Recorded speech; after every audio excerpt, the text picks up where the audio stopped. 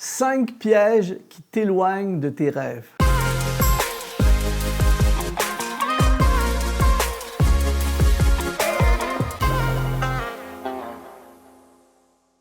Bonjour, ici Luc Dumont d'Exponentiel.net. Merci d'être là encore pour notre rendez-vous d'inspiration. Aujourd'hui, on parle de quelque chose de très important. On parle de tes rêves et qu'est-ce qui pourrait t'empêcher de les vivre. Mais puisque cette émission a pour objectif de te propulser dans tes rêves, eh bien, j'aimerais t'offrir une masterclass tout à fait gratuite qui s'appelle « Comment réussir ta vie et être heureux ». Tu peux y accéder en allant dans le lien qui apparaît dans la description de cette vidéo et tu vas découvrir comment réussir ta vie et que c'est possible d'être heureux.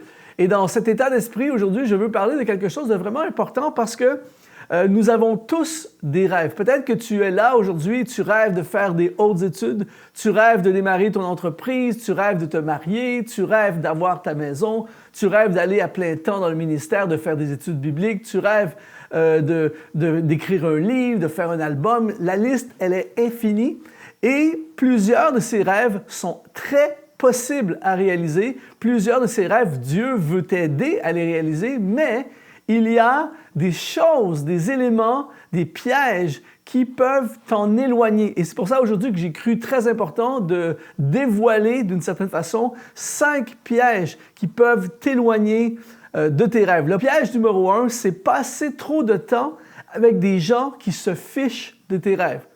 Ça fait un peu bizarre peut-être d'avoir un titre comme ça, mais c'est tellement important que tu puisses réaliser qu'il y a autour de nous pas des gens qui sont méchants, ce ne sont pas des gens ils sont même pas contre nous, c'est juste qu'ils se fichent complètement de nos rêves. Je me souviens quand j'ai commencé dans le ministère, je rêvais de faire des albums et de faire le tour du monde, faire des concerts un peu partout dans le monde. Et je me souviens, il y avait des gens autour de moi qui n'étaient pas contre moi du tout, mais qui ils disaient, je ne sais pas comment tu fais pour faire ça, voyager comme ça. Des gens qui s'en fichaient complètement, des bonnes personnes, mais ils se fichaient complètement de mes rêves. Et je m'apercevais que quand je passais beaucoup de temps avec eux, je commençais à me désintéresser, à trouver de moins en moins important mes rêves, alors que quand je passais du temps avec des gens qui étaient passionnés des mêmes choses, des gens qui m'encourageaient, vas-y, fonce, on est avec toi, eh bien, je me rapprochais de mes rêves. Donc, si tu passes du temps, beaucoup de temps, avec des gens qui se fichent de tes rêves, c'est extrêmement dangereux. Par exemple, si tu rêves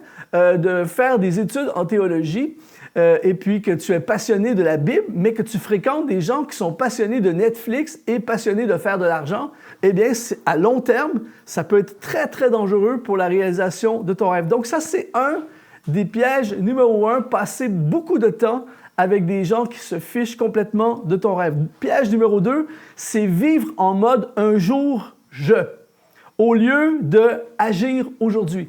C'est-à-dire que c'est vraiment un piège qui guette plusieurs d'entre nous. Beaucoup le vivent en ce moment. C'est un jour, je.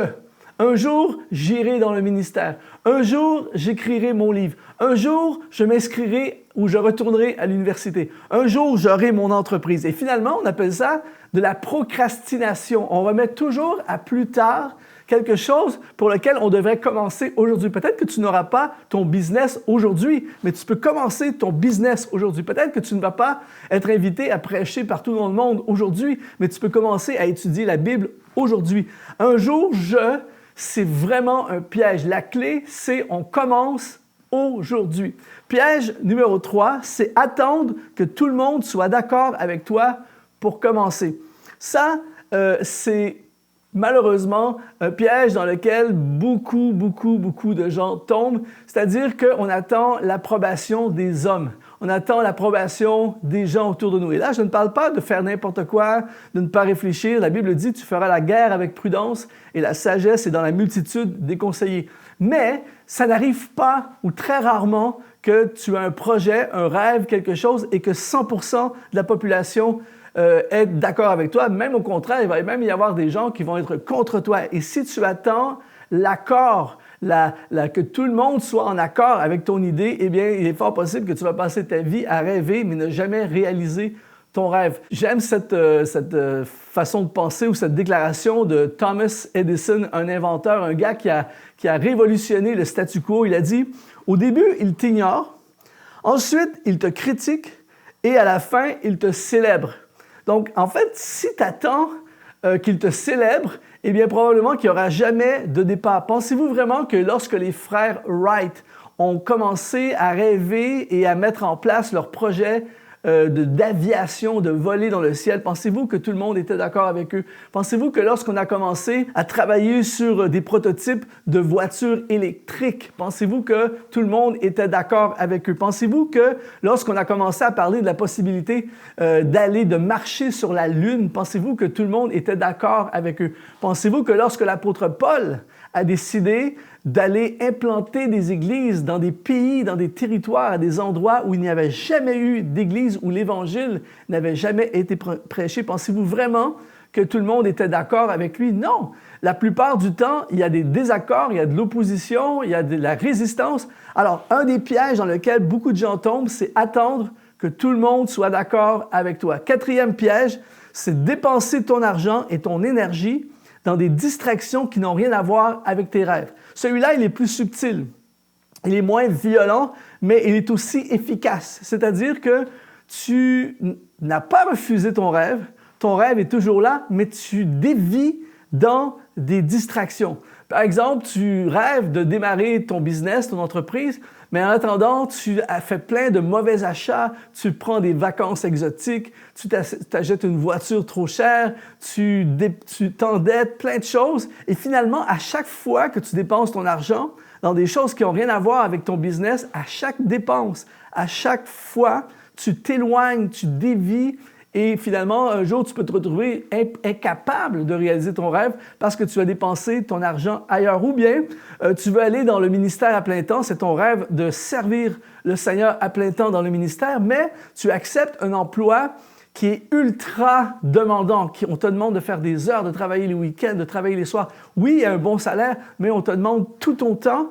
Et tranquillement, tu développes une vie où tu n'as plus le temps de t'investir, de servir et développer ton ministère. Alors, tu dépenses ton temps et ton énergie dans des choses qui, tranquillement, t'éloignent de ton rêve. Je me souviens, j'avais un ami comme ça, que lui, son rêve, c'était le vélo. C'était de faire du vélo, de faire de la compétition de vélo, tout ça. Et il avait littéralement une voiture de 5 000 €, mais sur le toit de sa voiture, il avait un vélo de 10 000 €. Quand tu vois ça, tu sais que cette personne fait tout ce qui est possible pour que son rêve se réalise. Tu sais c'est quoi sa priorité et il s'est construit une vie où il va pouvoir poursuivre et se rapprocher de son rêve. J'avais rencontré il y a plusieurs années en Californie des surfeurs, des hommes d'un certain âge qui faisaient du surf en plein milieu de la journée, tout ça. Et en discutant avec eux, je me suis aperçu, ils m'ont révélé qu'ils avaient pris un emploi qui n'était pas rémunérateur, mais qui n'était pas demandant, qui avait quelques heures, ils avaient plein de congés, flexibilité d'horaire, tout ça. Il dit, nous, notre rêve, notre passion, notre feu, notre raison de vivre, c'est le surf. Alors, parce que c'était ça leur objectif, ils ont construit une vie qui leur a permis d'atteindre leur objectif. Alors, fais extrêmement attention de ne pas tomber dans ce piège numéro 4, de dépenser ton argent et ton énergie dans des choses qui n'ont rien à voir avec ton rêve et qui t'éloignent de ton rêve. Et piège numéro 5, c'est laisser les échecs d'un autre te faire croire que tu vas échouer toi aussi. Ça, c'est l'un des pires pièges. C'est quelqu'un qui dit tu ne peux pas aller dans le ministère, j'ai déjà essayé, ça ne marche pas. Tu ne peux pas lancer ton business, j'ai déjà essayé.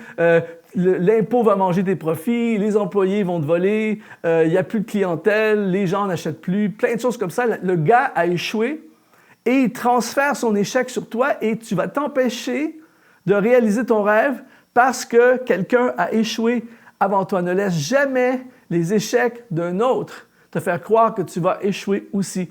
En 1953, Edmund Hillary est le premier homme à avoir atteint le sommet de l'Everest. Et ce que très peu de gens savent, c'est qu'avant 1953, entre 1922 et 1953, il y a eu 11 tentatives d'aller au sommet de l'Everest, 11 échecs. Il y a eu 11 échecs avant la réussite de Edmund Hillary.